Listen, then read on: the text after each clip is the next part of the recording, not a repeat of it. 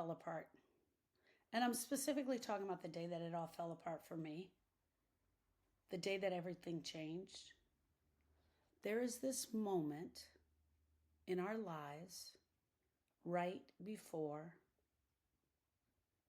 everything changes. There's this moment, there's this one moment, and then the moment splits into two. And the moment splits your life wide open. And for me, it was a phone call. For some of us, it's a phone call. For some of us, it's a scream. For some of us, it's a yell. And for some of us, it's a moment. For me, it was a phone call, one scream, one sentence, 1 second that changed everything. And that's how I got here. Mom, I lost Austin. And she was screaming into the phone. Mom, I lost Austin. Everything in that moment for me collapsed. I fell to the floor, and I have never been the same since. And I am 100% a grief specialist sitting in front of you today, 18 years later, teaching women about grieving from that one moment, that one day, and that one time. It was 2006.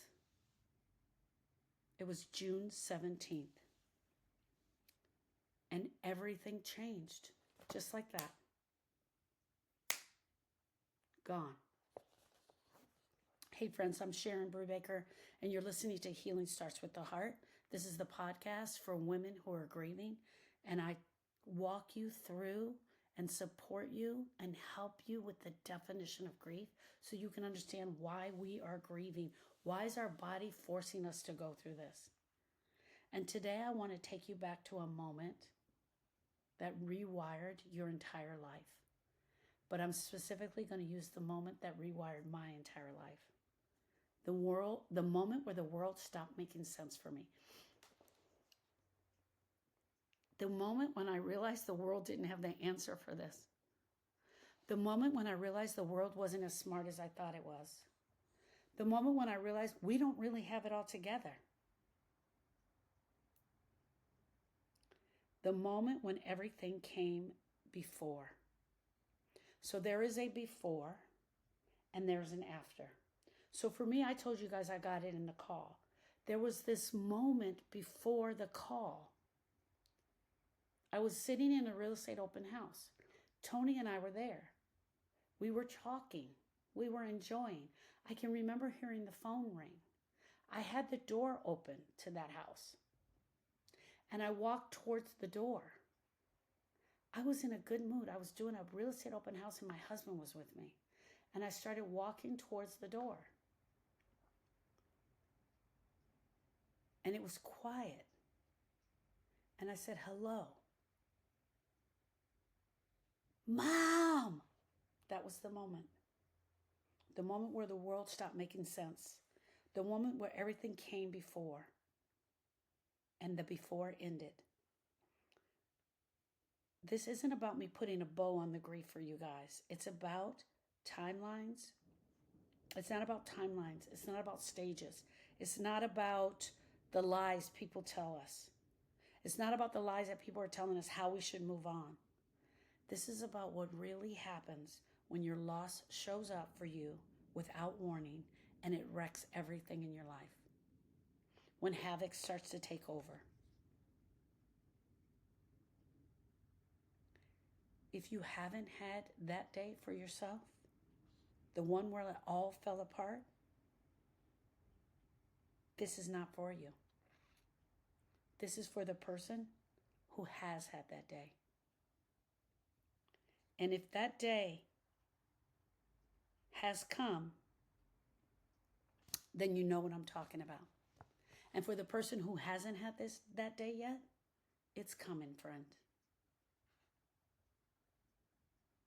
But if you have had that day and you don't want to walk it alone, then this is the podcast for you. So let me start with before it all fell apart. Before the call came, my life was ordinary. I wouldn't say it was really ordinary. I was in I guess it's ordinary, but I've always lived this amazing life. I was moving through the day like anybody else. I did the coffee, Lauren, my oldest daughter, was at a college. She was visiting a college. Brittany was on a Father's Day trip at the lake. Jason was at work. Tony and I were alone. I knew that I had to do this open house. I was going to do it on Saturday and Sunday. I had the task of to do things. We were going to do the open house until 4 o'clock, and then he and I were going to hit a movie and go out to dinner. It's that kind of day where nothing really feels remarkable, but it was kind of nice just the two of us being alone. Nothing felt remarkable. It was just like everything was okay. Until that moment where it became unforgettable. It became the day that I will never forget. It became the day that everything started to make sense. Everything started to line up that went towards the loss. What's strange about the before is how normal it all seemed. How boring it all seemed. It seemed so boring until that moment. You don't even know you're living your last hours of innocence. You don't even know. I guess you can't be given the warning, because if you were giving the warning, you probably wouldn't walk into it. If someone said to you on June 17th, 2006 at 3:30 p.m., your life is going to change forever, you probably wouldn't want to show up. Maybe you'd go under the covers in the bed and pull the covers up and close your eyes and never think about it. You have no idea about the bomb that's getting ready to hit. You don't hear the ticking from the bomb in the background. You don't realize that you're about to lose everything in your life. Everything that you knew to be okay. Everything that you liked. Everything that you enjoyed. It's all going to change. I had plans. I was a professionally trained florist. I was a real estate agent. Many of my clients, I either done their wedding and sold them a house, or sold them a house and done their wedding. I had people to see. I had things to get done. My daughter was looking for a college. Our lives were changing. But grief hits, and I'm telling you, it doesn't care what day it is. It doesn't care what the calendar says. It doesn't care what you're doing. It's coming, whether you like it or not. I had never lost anyone that close to me before. Not like that. I never understood grief like that until that moment in that day. I can't even sit here and say to you that I thought I did, because the truth is I didn't. I hadn't even thought about the damn thing. Really, I didn't spend much time thinking about grief. Think about this. We don't spend our days thinking about grief. We don't spend our days thinking about what it's going to be like when we grieve. What it's going to be like when it's our turn. But then that moment hits, and it is our turn, and we realize we never thought about it. Then the moment hits, and the phone rings, and it's your daughter's voice on the other end of the line, trembling and panicking and desperate and raw. And then the sentence, "Mom, I lost Austin." And then my knees buckle, and I hit the ground. The sound that came out of me wasn't human, but I had to be quiet because I didn't want to cry. I didn't want to scare her. I didn't want to wail. I didn't want to freak her out.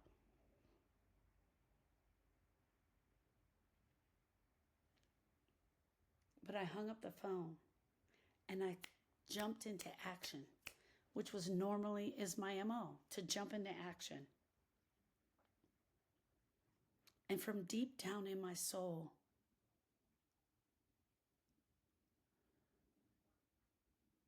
I didn't think he was dead. I thought he was kidnapped.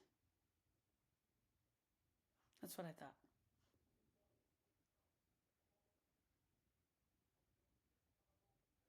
But there was no ending. I couldn't see an ending. Dead wasn't one of them, and definitely drowning wasn't one of my options, because even Erica said that. It wasn't one of the things I thought of. Time didn't slow down. It actually sped up at this part. It just sped up. And Tony and I closed up the open house. We jumped in the car, and I called my dad. I said, I just got a call from Brittany. They lost Austin. And he said, oh, fuck. Time didn't slow down. It just sped up. There was no space to think, no space to breathe. There were no words. It was like everything was going on so fast. And I was like, who can I call? What can I do? And I called my dad first, and then I called my brother. My brother's a police detective, and he was there. And he had given instructions to the kids and everyone there, don't call anybody. But Brittany was so scared, she just had to talk to me, and she picked up the phone. She snuck and she was 17, snuck and picked up the phone and called me. And I said, Keith, what's going on? What happened? And he said, who called you? I said, Brittany, what's going on? He said, we can't find him. We're looking for him right now. He said, don't call Erica. I'm not going to call her. I'm not going to tell her. I'm not going to tell her that you lost her son. The whole time, Tony is driving me to my dad's. You lost her, you tell her, is kind of what I was thinking. I still didn't think he was going to be dead. I don't know. I don't know what I was thinking. It was like a rescue mode. It was like a feeling of the energy going really fast and me having to do things. And I got to my parents' house, and I have an uncle who was a muckety muck in the motion picture industry. So we called him to see if we could get a plane. We were doing anything we could. Can we get a plane? Can we get a private jet? What airplane do we have to fly out? How do we rent a plane? What do we do? And Keith called me and said, call Erica. And we started calling her. And she wasn't answering the phone. I remember this energy that just kind of souped up, and that just started to take over everything. And people would tell me later, you're so strong. So many people were telling me that was strong that I started acting out strong. But the truth is, strength had nothing to do with it. That moment of collapse had nothing to do with it. I wanted off of this train. I wanted off of this nightmare. I wanted it to stop. It was 3 hours after the initial phone call that we found out that he had drowned right there by the boat. Let's talk a little bit about the after.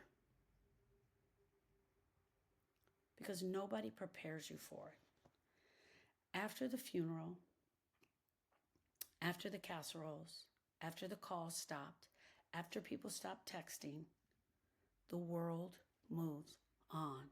And they move on fast. And they move on very fast. And you are left in the rubble of the loss of your nephew, trying to figure out what is the next move. You don't even know where to begin. You don't know where to begin to rebuild. You keep looking around for someone to come in and save you. There's got to be a book. There's got to be a saying. Someone is coming. Here's the deal, my friends. No one is coming to save you, because they all went back to work. They all went back to their life. They love you. They care about you, but they ain't coming to save you. You keep looking around for someone to save you, for a book, for a therapist, for a podcast, for something, for anyone. But here's the truth. No one's coming. I didn't know how to ask for what I needed, because I didn't know what I needed. I didn't even know what I needed, so how could I ask for it? I was drowning in the pain, but I kept going. The world kept spinning, and nothing was happening. People were saying all the wrong things. Well, you know he's in a better place. Well, God will never give you more than you can handle. This all happens for a reason. You know, God needed another angel. I could throat punch you from the angel comment. And I wanted to scream, I need him. Meanwhile, quietly, Erica was saying the same thing. His best place to be is with me. I'm his mother. I'm the one that can protect him. The grief was everywhere. It was in my body. It was in my breath. It was in my brain. It was in my back.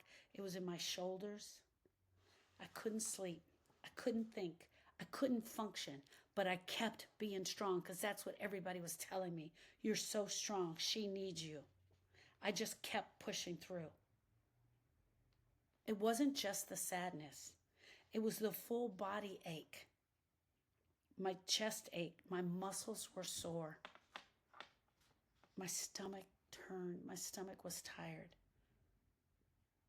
I felt like I wanted to die too, but I just kept walking. And let me tell you, I was drinking and eating everything that I could find. I was doing everything that I could to make this pain go away. I was searching for help in a world that doesn't understand grief. I'm going to repeat that because you need to hear it. I was searching for help to fix my sister, not me, her. And I was searching in a world that doesn't understand grief. And that's what happens to most of us. We are searching, and we start searching for the thing that we need. Because right before the searching, we're waiting for people to come and help us. Surely someone understands this. Surely someone gets it. Surely someone is going to understand what I need.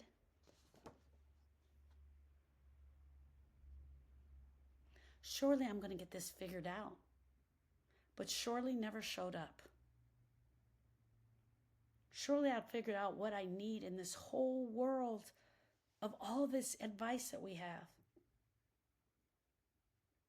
But what I found out on the surface, was just surface level support. That's all I found on the surface. There were platitudes, there were checklists,